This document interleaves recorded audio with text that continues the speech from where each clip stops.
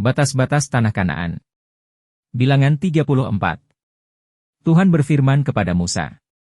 Perintahkanlah kepada orang Israel dan katakanlah kepada mereka, apabila kamu masuk ke negeri Kanaan, maka inilah negeri yang akan jatuh kepadamu sebagai milik pusaka, yakni tanah Kanaan menurut batas-batasnya.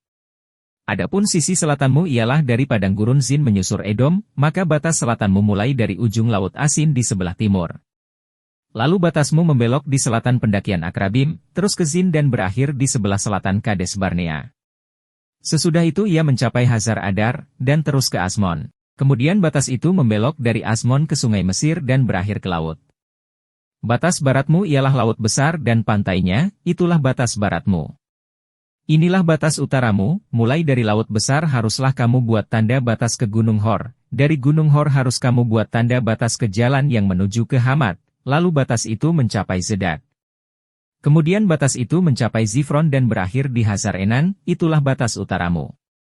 Sebagai batasmu di sebelah timur haruslah kamu membuat tanda batas dari Hazar Enan ke Sefam.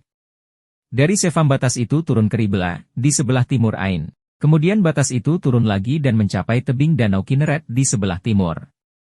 Lalu batas itu turun ke Sungai Yordan dan berakhir di Laut Asin. Itulah negerimu menurut batas-batasnya sekeliling.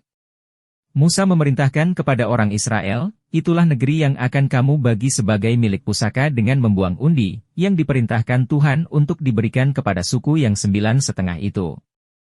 Sebab suku Bani Ruben menurut puak-puak mereka dan suku Bani Gad menurut puak-puak mereka telah menerima milik pusakanya, juga suku Manasye yang setengah itu telah menerimanya. 2,5 suku itu telah menerima milik pusaka mereka di seberang sungai Yordan di dekat Yeriho, ke sebelah timur.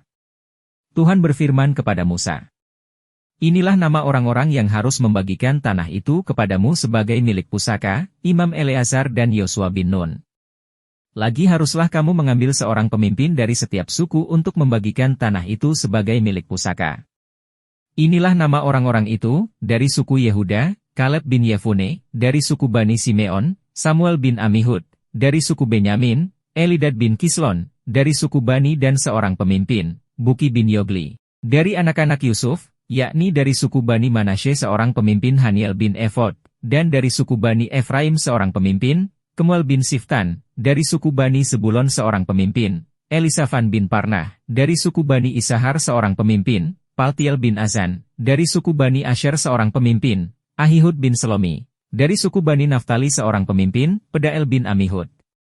Itulah orang-orang yang diperintahkan Tuhan untuk membagikan milik pusaka kepada orang Israel di tanah Kanaan.